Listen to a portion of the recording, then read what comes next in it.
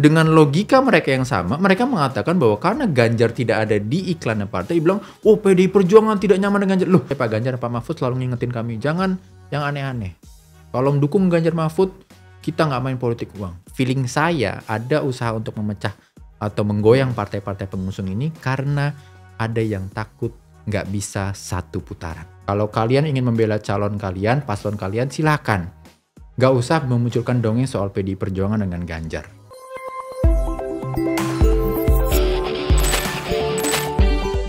Open Table, kita kembali lagi sekarang sama Bang Patria Ginting lagi. Biasanya kita manggil Bang Patria ini 2 kali ya, kalau nggak salah udah 2 kali kan. Kita manggil sebagai juru bicara TPN, Ganjar Mahfud. Masih pakai jaket TPN, Ganjar Mahfud.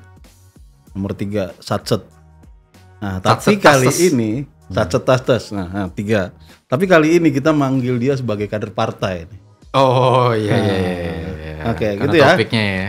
Kalau karena dibilang kader partai berarti wah kita reveal dulu nih. Oke. Dalamnya. Ini ya dia. Kan? Ini sebenarnya bukti visual. Iya. Bahwa kalau bahasa orang suku Karo, Bos, ada istilahnya ulakam sanksi. Apa tuh? Jangan kau sanksikan. PDI Perjuangan tuh ada bersama Ganjar Mahfud. Di Oke. dalamnya TPN itu ada PDI Perjuangan. Ya? Ada gosip-gosip gitu katanya. Ini orang partai kemana nih? Nggak ada yang ngerti. Nah, ini pas banget kita ngomongin topik yang kurang lebih nyerempet-nyerempet kayak begitu. Kemarin PDI Perjuangan rilis iklan 30 detikan gitu ya. Ada tokoh-tokoh yang kita selama ini lihat di TV lah, di channel publik. Mulai dari Seno sampai Tamara Geraldine kalau nggak salah, terus macam-macam lah. Tinatun, ada Bang Cikom, ya betul. Denny Cagur. Ya. Tapi kemudian banyak yang ngomong, loh kok nggak ada Mas Ganjar, nggak ada Pak Mahfud, katanya gitu. Sampai kemudian beredar lah teori-teori macam-macam bang. Kalau kita lihat di Twitter apa gitu, apalagi di kalangan pendukung Prabowo lucu juga nih makanya pendukung Prabowo yang malah mereka yang marah-marah, menafsirkan, wah PDIP mungkin merasa Mas Ganjar ini sebagai beban tadi gitu. Oh iya, saya baru tadi pagi tuh ngeliat. Iya. Wah bahasanya sih yakin pede banget. Padahal yang ngomong itu pendukung 3 periode ya. Iya. Tapi gimana sih penjelasannya? Kok nggak ada mukanya Mas Ganjar, nggak ada mukanya Pak Mahfud di iklan itu? Jadi emang kami sempat beredar di WhatsApp grup ya, beberapa teman kan kader-kader PDI Perjuangan ada WhatsApp grup ya. Salah satunya itu bahas, loh ini kita dibilang nggak ini nih. Tapi terus kemudian saya juga udah mau tidur gitu kan. Oh udahlah lihat besok aja lah perkembangan. Pagi lagi buka TikTok nih, scrolling gitu kan. Ada satu nih gitu, pengamat mengatakan bahwa wah di satu podcast mengatakan bahwa ini jangan-jangan bukti bahwa pendukung 3 periode nih. Nah, pendukung 3 periode nih yang terbukti salah dan terbukti kalah 3 periodenya. Langsung ngomong bahwa kesana ini gitu. Terus saya mikir gitu, lagi ngopi nih pagi-pagi kan, sama kayak ngopi nih sekarang kan. Loh, ini gimana sih? Tapi terus kemudian saya berpikir gitu bahwa ini sekali lagi kalau kesimpulan saya karena yang ngomong kan kalau mamanya kita ngelihat narasi itu kita harus lihat siapa yang dorong kan gitu. Betul. Nah yang dorong yang kayak gitu-gitu menunjukkan ke saya bahwa kacau ya, mereka ini bener-bener takut sama Pak Ganjar menang, Pak Ganjar menang dan juga takut karena ada salah satu partai pendukungnya Pak Ganjar itu PDI Perjuangan juga besar banget. Iya. Jadi mereka lagi kalau saya tarik-tarik nih, ini bukan cocokologi tapi kita tarik-tarik nih. Iya. Beberapa waktu belakangan ini ada usaha untuk menggoyang atau memunculkan keraguan atas dukungan P3 terhadap Pak Ganjar, Pak Mahfud. Padahal udah lama tuh ya kan? Sudah langsung dibantah, nggak ada organ itu di dalam P3 waktu itu kan dari P3 mengatakan begitu. Kemudian ada juga narasi bahwa untuk debat itu ada salah satu stasiun TV yang katanya terafiliasi dengan partai pengusung Pak Ganjar. Jadi, nah ini kok saya perhatiin kayak pola nih. Mereka lagi saking paniknya, data-data menunjukkan akan masuk Pilpres ini akan masuk putaran kedua. Jadi ini ada yang panik bos. Iya. Nah salah satunya nyari-nyari nih, termasuk soal iklan PDI Perjuangan. Nah kalau kami dari PDI Perjuangan sebenarnya gini, lucu jadinya, karena orang-orang yang sama itu selalu dulu sekitar mungkin sebulan atau 2 bulan lalu selalu menyerang atau mengusung narasi Ganjar ini petugas partai, bukan untuk jadi presiden nanti akan bla bla bla segala macam. Lah Terus sekarang dengan logika mereka yang sama, mereka mengatakan bahwa karena Ganjar tidak ada di iklannya partai, bilang, oh PDI Perjuangan tidak nyaman dengan Ganjar. Loh, ini gimana sih? Logikanya nggak masuk gitu loh. Iya. Bahwa kemudian justru buat kami di PDI Perjuangan, kami sudah sangat nyaman sekali bahwa Pak Ganjar itu memang diwakafkan untuk melayani rakyat. Betul. Makanya Pak Ganjar sendiri bilang, tuanku adalah rakyat. Yep. Untuk iklan khusus PDI Perjuangan, gak ada Pak Ganjar itu, nanti kalau ada Pak Ganjar, saya yakin pasti dibilangnya, oh ini bukti bahwa Pak Ganjar adalah petugas partai, makanya dia muncul kayak gitu. Pokoknya serba salah lah. Iya, nggak ada hubungannya, bos. Nah makanya itu saya bilang kemarin ini ada tren yang lucu, ada tradisi yang lucu dari pendukung Prabowo dari 2014, 2019 sampai 2024 sekarang. Kalau 2019 sama 2014 itu salawi. Apa-apa salah Jokowi. Oh iya. Sekarang iya. salah Jar. Apa-apa salah Ganjar. Iya. Oh jadi begitu terus gitu loh. Betul. Nah, karena satu lagi juga soal PDI Perjuangan. Ini justru menunjukkan bahwa PDI Perjuangan ini adalah salah satu partai politik di Indonesia yang banyak tokohnya. Oke. Nah, ini menarik. Ya, lanjut kan? aja. Jadi tokoh-tokoh itu memang dididik, digembleng sehingga kemudian ya bisa, kalau kita memang fokus iklannya bergantung sama tokoh. Wah, itu iklannya bisa 24 jam, bos, kalau ngomongin tokoh dari PDI Perjuangan. Kalau harus semuanya masuk nih. Betul. Kalau 30 detik ganti gambarnya cepat banget nih, saking banyaknya segala macam. Jadi memang proses pemilihan pembuatan iklan itu saya juga waktu itu juga ketemu sama tim yang brainstorming dan segala macam gitu. Tidak sama sekali terpikirkan bahwa memang ini karena jadi nggak ada tuh niatan bahwa nanti kita bakal turun kalau masukin Pak Ganjar, jadi kita nggak masukin, nggak ada. Harus ada, bahkan nggak ada yang dominan di situ ya. Nggak ada yang dominan di situ. Banyak muka itu udah kita selektif banget dan segala macam. Jadi satu bahwa ya pasti mereka apapun akan mencoba mengait-ngaitkan karena saking takutnya mereka nggak bisa satu putaran. Betul. Jadi segala narasi dipakai karena dulu mereka yang pakai logika bahwa Ganjar itu adalah petugas partai kan gitu. Sekarang begitu nggak ada di iklan partai dibilang adalah Ganjar tidak diakui oleh partai lah. Logikanya nggak masuk gitu. Dan jadi saya enak-enaknya aja ya. Dan kita sih seneng bahwa PDI Perjuangan saking banyaknya tokoh ya nggak apa-apa juga gitu. Yang intinya sudah masuk. Oke. Tapi gini Abang. Kemudian ini kan ya namanya obrolan warung kopi dibawa ke medsos ini kan berkembang kemana-mana. Ya. Salah satunya katanya ini tokoh-tokoh partai, beberapa elit-elit partai ini nggak kurang srek lah sama Mas Ganjar katanya begitu digosipkannya. Nah termasuk kebetulan banget nih termasuk yang keseret-keseret kemudian nama Mbak Puan. Nah kebetulan Bang Patria jadi ini gosipnya kan, gitu ya? Iya. Kebetulan Bang Patria ini kan intensif sama Mbak Puan. Udah berapa lama Bang? 1 dekade lebih. Oh 1 dekade lebih. 10 tahun. Nah ini kan sering kali jadi dibikin teori bahwa antara Mas Ganjar sama Mbak Puan itu ada pergesekan dan persaingan terselubung gitu. Bahkan ketika Mas Ganjar sudah dideklarasikan sebagai capres gitu. Aduh. Gimana Bang? Saya nggak ngerti ya. Kadang-kadang itu saya bareng Mbak Puan 10 tahun. Jadi ini gosip 5 tahunan yang melanda Mbak Puan. Bener loh. Saya menyaksikan langsung. Iya. Pada waktu itu soal 2012. Soal Pilgub DKI Jakarta. Dibilang Mbak Puan itu gosipnya sama tuh. Mbak Puan nggak all out dukung Jokowi di Pilgub DKI. Gitu. Saya tuh sampai bingung kenapa orang bisa sampai berpikiran kayak gitu ya. Karena saya menyaksikan sendiri Mbak Puan ya kan jam 12 tengah malam. Saya ikut temenin udah ngantuk gini kan. Pat ayo gitu. Nih ya Mbak perintah gitu. Kita mau keliling Jakarta untuk ngecek dapur umum yang disiapkan untuk pemenangan Pak Jokowi waktu itu kan. Oh iya Mbak, baik. Wow gitu. Jam 12 tengah malam tuh bos.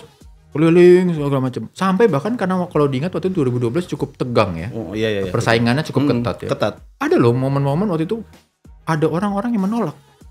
Karena pendukung yang lain gitu. Iya. Tapi Mbak Puan udah nggak apa-apa, kalem aja. Mereka nggak terima kedatangan kita. Ya udah kita ke tempat lain. Mana yang kita terima kita itu masukin. Jadi keliling. Jauh tuh Pak. Baru selesai itu jam 2 apa jam 3 pagi tuh baru selesai itu. Ini nggak total nih katanya. Nah kayak gitu kan dibilang nggak total. Jam 2. Udah saya dibilang nggak total juga. Saya tuh yang Mbak Puan bikinin kaos buat Pak Jokowi itu 2012. Saya yang suruh Pat kamu kesini. Tugas bagi-bagiin segala macam. Nggak total. Terus kemudian 2014 juga dibilang karena ini juga sama. Iya betul 2014 juga. Kalau Mbak Puan nggak total, saya waktu itu nyaris kena tipes bos karena ikut Mbak Puan kampanye. Waduh. Timnya tuh udah sampai keteteran nih gimana macam keliling Indonesia bagian timur segala macam. Nah ini cerita yang nggak pernah terekspos sebetulnya. Betul saya. Gitu. Nah kemudian 2019 juga begitu kan, dibilang nggak serius segala macam. Sama kami tuh yang tim yang ikut Mbak Puan tuh sampai keteteran ngikutin jadwalnya Mbak Puan kampanye Pilpres. Belum yang pileg loh nih, yang urusan beliau sendiri maju sebagai caleg. Bahkan waktu itu nyaris tidak serta sentuh. Untungnya rakyat sudah begitu percayanya. Di dapilnya Mbak Puan tuh sudah senang, udah tahu Mbak Puan, jadi agak tercover lah. Kalau enggak waktu itu keteteran juga, karena waktu itu waktunya habis untuk Pilpres. Dan kalau dibilang Mbak Puan nggak dukung Pak Ganjar, bos, Pilgub Jawa Tengah waktu itu pertama, Pak Ganjar sendiri juga yang sudah mengatakan, dan kami semua ini saksinya. Ketika Pak Ganjar itu diajukan, elektabilitasnya itu 3%.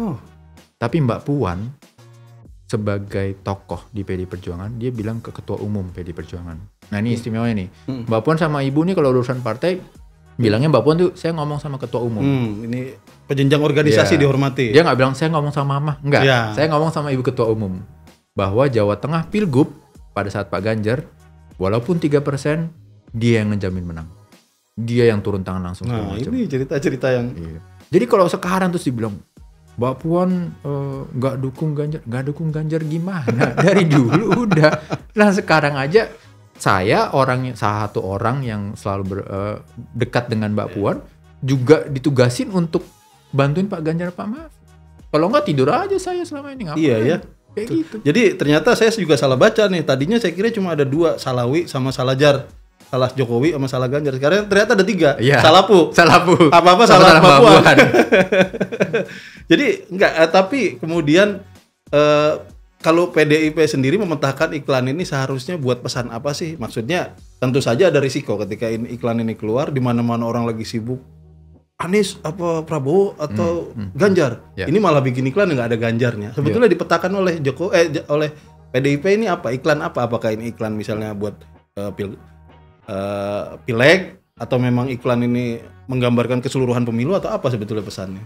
Jadi kalau dilihat message utama dari iklan itu, pada saat itu brainstorming tim ya, bahwa yang pesan utamanya justru itu yang selaras dengan apa yang Pak Ganjar dan Pak Mahfud sampaikan. Apa tuh? Menangkan rakyat. Oke.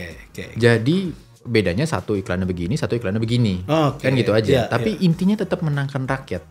Jadi dari awal iklan itu kalau dilihat ada gambar bantengnya, terus kemudian kalimat pertamanya, ayo kita menangkan rakyat. Itu message utamanya itu udah disamakan dengan Pak Ganjar dan Pak Mahfud untuk basis PDI Perjuangannya kayak gitu. Jadi menurut saya justru selaras, sinergi. Kecuali umpamanya Pak Ganjar Pak Mahfud ngomong menangkan rakyat, PDI Perjuangan ngomongnya menangkan diri sendiri, beda. Ini sama-sama menangkan rakyat, betul. Jadi tidak ada pertentangan di situ. Itu bagian dari perjuangan besar gitu ya. Tem besarnya rakyat. Betul. Gitu. Dan sekali lagi saya yakin kalau udah emang karena orang memberi narasi menyerang itu niatnya udah nggak bagus. Jadi mau apapun wujudnya pasti akan dicari salahnya. Kalau Pak Ganjar ada di iklan itu pasti dimunculin lagi soal narasi petugas partai. Jadi betul juga. Udah nggak relevan, nggak usah didengerin. Nanti orang itu udah ngomong 3 periode dan salah dan kalah. Nanti ini karena takut misalnya kita bikin iklan lagi nggak ada Pak Ganjar dan digosipin kan katanya konflik sama Mbak Puan. Udah Mbak Puan nggak usah ada di iklan. Salah lagi kan? Mbak Puan nggak ada di iklan. Berarti nggak serius. Betul. Karena orang-orang itu udah takut banget tidak terjadi satu putaran. Iya betul. Ini harus satu putaran pokoknya. Mereka all out pokoknya segala macam mau satu putaran sehingga udah dongeng-dongeng lah kalau menurut saya dimunculkan. Sampai ada yang menurut saya sih ini udah menghina logika demokrasi ya, sampai ada yang bilang udahlah pengamat dalam topik pengamat yang tadi pengamat 3 periode itu. Kalau milih Ganjar suaranya angus deh udahlah percuma gitu, mendingan pilih yang lain gitu. Ini kan menurut saya menghina ya. Karena pilihan buat saya pribadi ya, kalau dalam demokrasi pilihan adalah statement, prinsip kita gitu. Mau kalah mau menang. Yang aklamasi ya? Iya. Oh gitu. Ini kita coba serius dikit ya, walaupun podcast tapi Oke, nggak apa-apa Bang. Jadi gini, saya juga mendengar itu soal aklamasi. Saya taruhlah saya bukan PDI Perjuangan, saya orang politik, belajar politik, dan kita hidup dalam kultur demokrasi. aklamasi, tapi bukan hanya aklamasi yang berbasis opini, membiarkan yang menang, yang dianggap menang itu menjadi kemenangan. Menurut saya itu justru menghina suara rakyat. Betul, itu. Setuju sama Bang Maki kan tadi, menghina suara rakyat, bahwa kayak loh, terus padahal pemilu itu adalah mendengarkan suara rakyat. Saya pernah bilang di berbagai wawancara, saya tuh pernah ikut pemilu dari 2004, walaupun masih tim bawah ya gitu. 2009, 2014, 2019. Bohong kalau ada tim yang yang dia bilang enggak, sebelum pemilihan kita sudah tenang-tenang aja. Enggak, sampai hari H pemilihan pasti masih deg-degan. Mau survei bilang apa pasti masih deg-degan. Enggak mungkin enggak. Mau dibilang surveinya PD gitu. Ya orang yang bikin survei karena dibayar untuk bikin survei, jadi dia harus bilang udah pastilah ya. Kan itu masalah kredibilitas dia kan. Betul. Tapi yang namanya tim ses, tim kampanye, sampai hari H itu deg-degan. Karena ada satu variabel kalau kita mau ngomong agak serius. Mau survei bilang apapun, tapi ketika voter turnout, jumlah orang yang milih itu berubah. Nggak mendekati 90%, hasilnya bisa total berubah. Dan survei terbukti salah berapa kali. Dan ada margin error juga, nggak mungkin survei itu ada yang 100%. Negara mbahnya survei, Amerika Serikat, itu aja salah bos. Iya betul. Kemarin Pilpres itu kan salah kan. Itu mbahnya survei itu. Rata-rata orang pakai metodologi. Makanya saya senang ketika ketemu Mas Andi Wijayanto, dia sudah memunculkan metode triangulasi untuk surveinya itu. Jadi bukan hanya survei, tapi ada FGD dan ada media prediktif. Nah ini kalau yang orang ilmuwan, scientific beneran, pasti akan selalu cari terobosan itu. Betul. Iya kan? Survei itu kan potret, tidak bisa melampaui waktu yang ketika dipotret itu kan. Betul. Besok udah beda lagi nih. Kalau orang ngomongnya berdasarkan hasil survei yang udah keluar, itu siapapun bisa. Contohnya nih, kan ini ada grafik nih kan, naik ini, terus turun. Terus kalau begitu turun, kita lihat nih trennya nurun, segala macam. Tapi pas waktu itu grafiknya pas lagi naik, dia pasti bilang ya trennya masih naik gitu. Ya semua orang juga bisa. Betul. Dia survei itu tidak bisa memprediksi, dia hanya bisa memotret. Bahwa ada tren, tetapi kalau namanya tren itu bukan ditentukan oleh survei, tetapi oleh apa yang kita lakukan. Makanya sekarang PDI Perjuangan baru keluar surat instruksi, semua calon legislatifnya door to door turun, ketok pintu, ngomongin soal Ganjar Pranowo dan Mahfud MD. Bukan hanya soal mereka menjadi caleg, tapi Ganjar Pranowo dan Mahfud MD. Makanya Mas Hasto benar kalau beliau mengatakan bahwa ini serangan-serangan ini ke PDI Perjuangan terutama adalah karena ada yang takut. Karena memang salah satu pendukung Ganjar Mahfud yang sudah teruji juga ini adalah PDI Perjuangan yang kuat di grassroots. Kalau bahasanya Pak Bambang Pacul, pasukan infanterinya bos. Udah Korea-Koreanya ini udah bergerak segala macam. Ada yang takut, makanya sok-sok dibilang bahwa elit PDI Perjuangan tidak dukung Ganjar. Mbak Puan nggak dukung Ganjar. Lah Mbak Puan, kalau Mbak Puan nggak dukung Ganjar, dulu logika aja nih, kalau kita ngikutin logika surveyor saat itu, Pilgub pertama Jawa Tengah Pak Ganjar ikut, ngapain Mbak Puan mempertaruhkan karir politiknya, karir partainya untuk membela Ganjar yang 3,5%? 3,5% nggak masuk akal kalau memang kita cuma berdasarkan itu. Tetapi kan menang, habis itu sensasional. Nah ini mumpung disebut soal tadi instruksi partai kepada calon legislatif.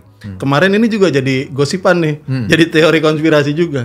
Kenapa sampai instruksi ini keluar katanya? Karena PDIP tidak tidak pede suara Ganjar itu bisa melebihi suara partai, makanya sampai dipaksa katanya. Ya emang kalau narasi cocok logi kayak gitu kan. Padahal logika partainya gini. Pada saat, jadi contohnya gini, pada saat mencalonkan pasangan calon, pasangan calon ini kan bisa diusung atau dicalonkan oleh partai politik yang memenuhi suara atau gabungan partai politik.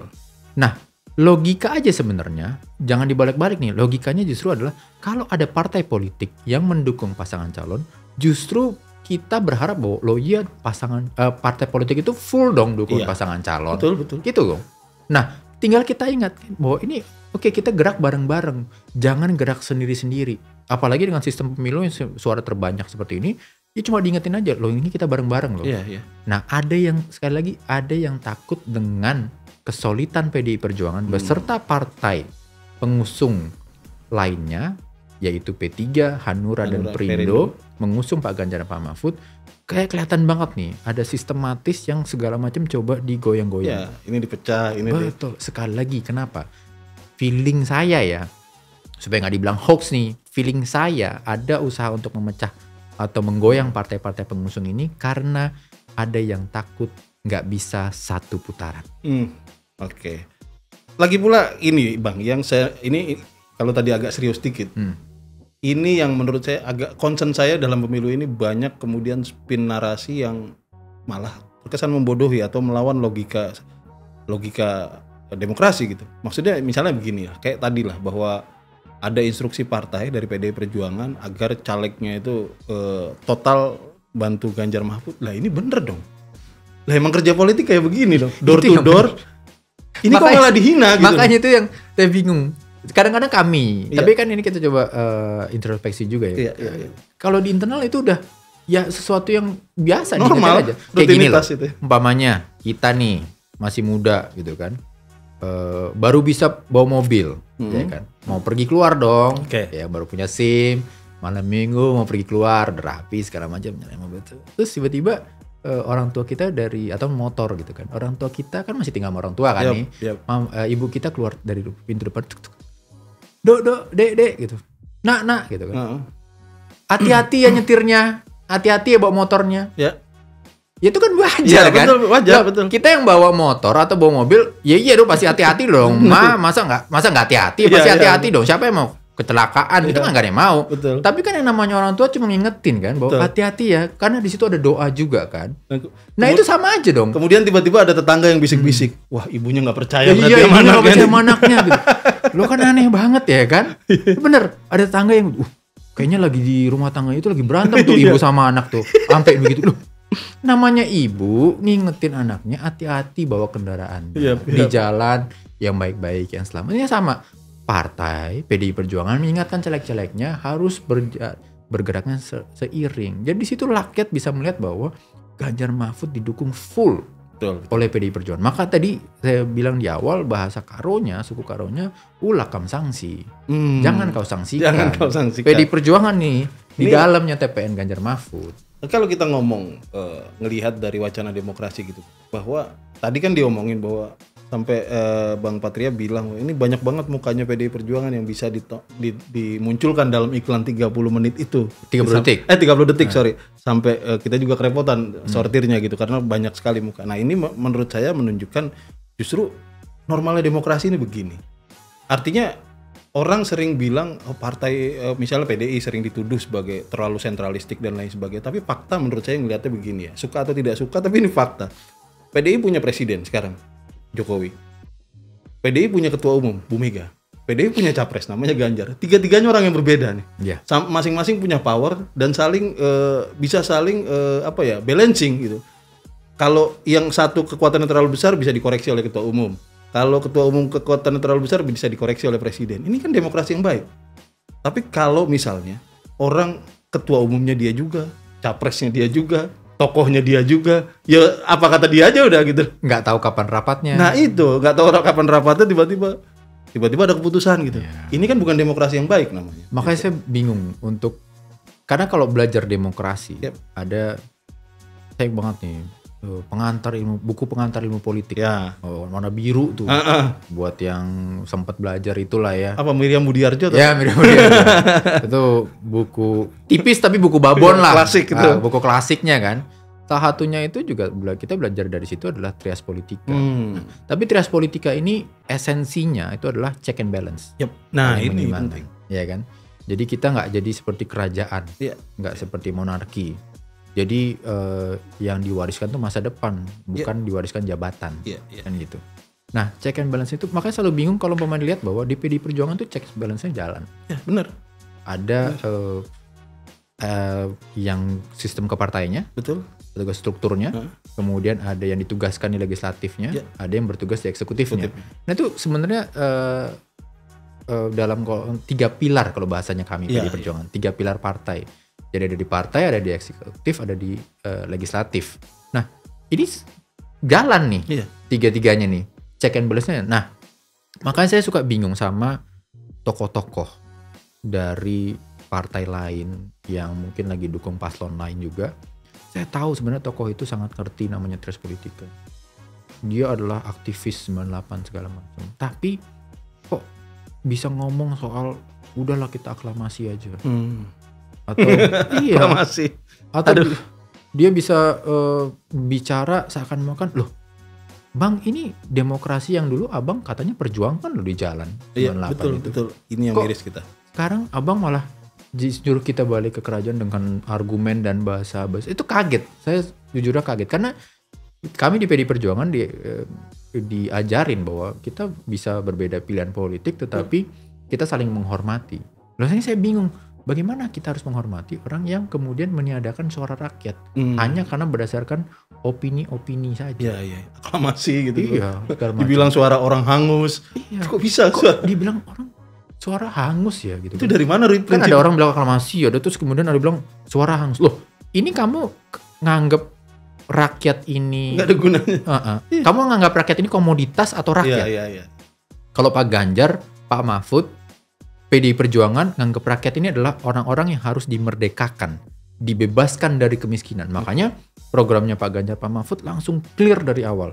Segala macam itu mengentaskan kemiskinan, memerdekakan rakyat Indonesia dari kemiskinan. Sorry, ini bahasanya jadi kayak nggak apa-apa. Ini ya, tapi ini memang sesekali perlu PDI Perjuangannya keluar nih bos. Untuk menunjukkan kaderisasi itu benar berjalan. Iya. Karena PDI Perjuangan ini keluar nih bos. Kita pengen membawa Indonesia merdeka dari kemiskinan, terbebas dari kemiskinan. Yep. Nah, kok bisa ada orang dengan muka lurus lempeng ngomong bahwa daripada suara hangus loh. ini kan jadi suara rakyat dianggap dan komoditas. Bangga. Iya, dan bangga. Iya. Dengan ketawa.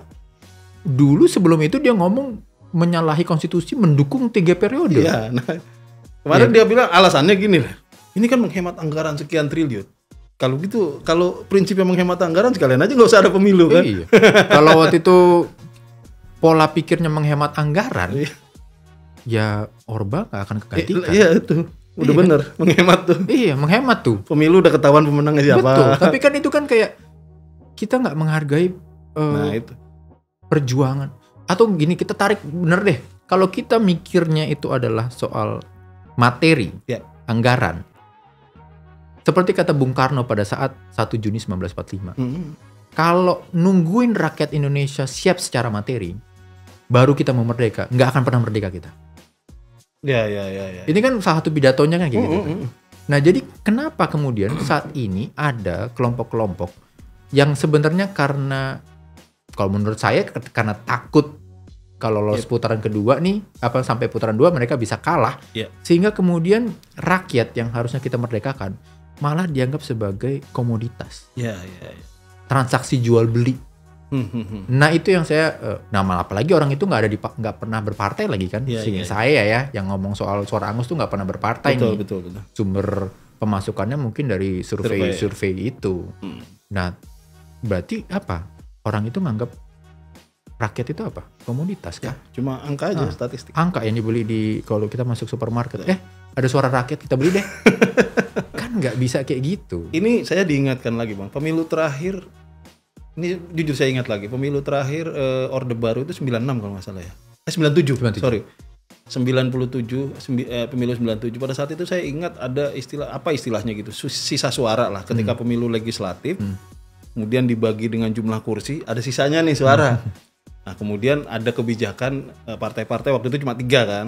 Partai-partai rembuk untuk sisa suaranya ini dialokasikan untuk subsidi ke partai lain yang lebih kecil gitu. Jadi sistemnya gitu, Orde Baru. Jadi aklamasi begitulah modelannya.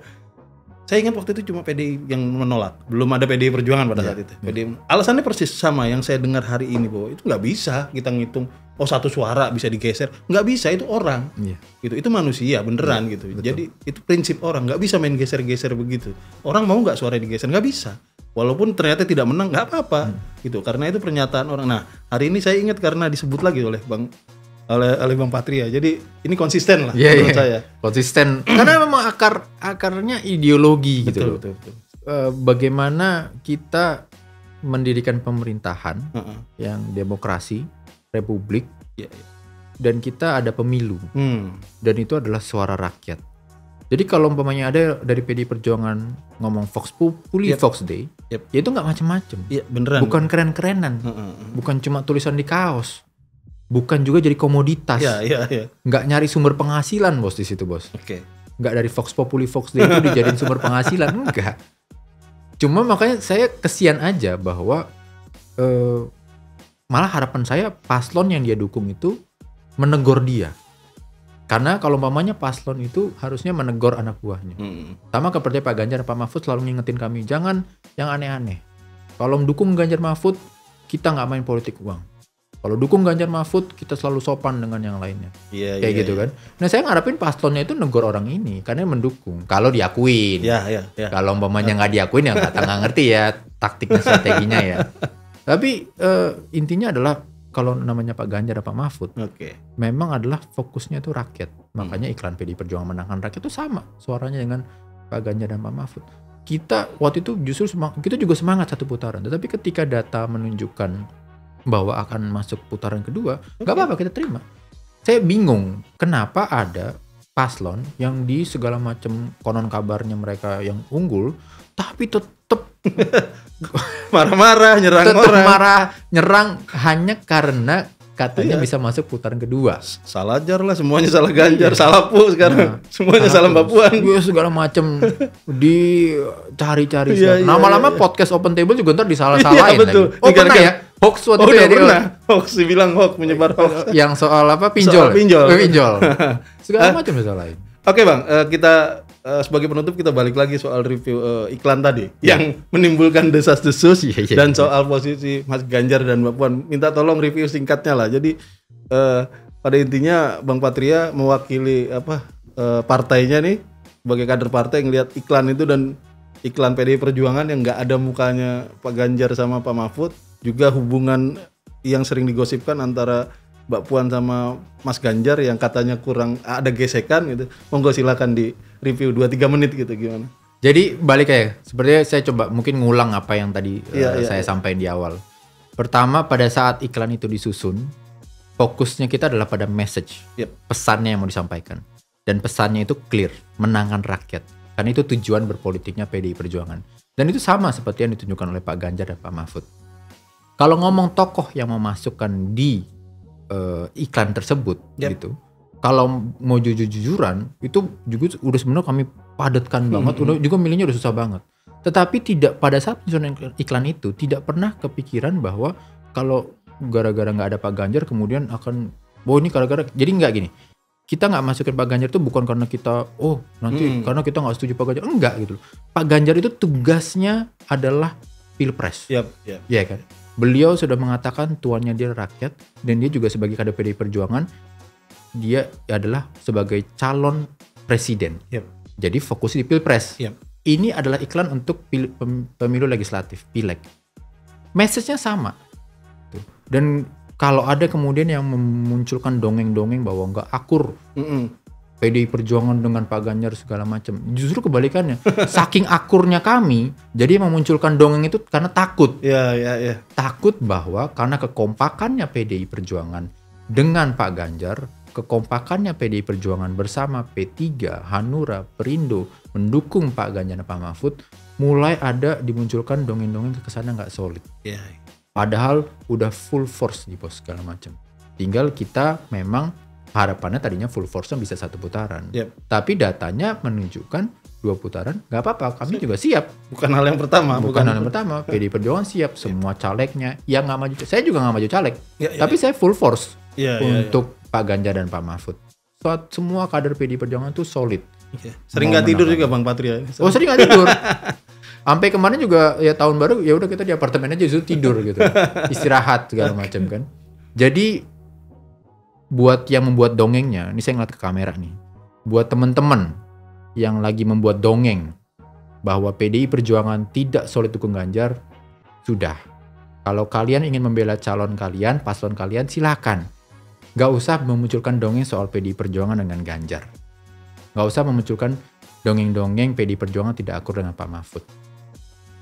PDI Perjuangan solid, full, mendukung Ganjar Mahfud. Karena kami yakin bahwa itu adalah perjuangan ideologis. Oke, terima kasih Bang Patria. Yes. Kita ketemu lagi di episode-episode lain di Open Table. Terima kasih. Thank you.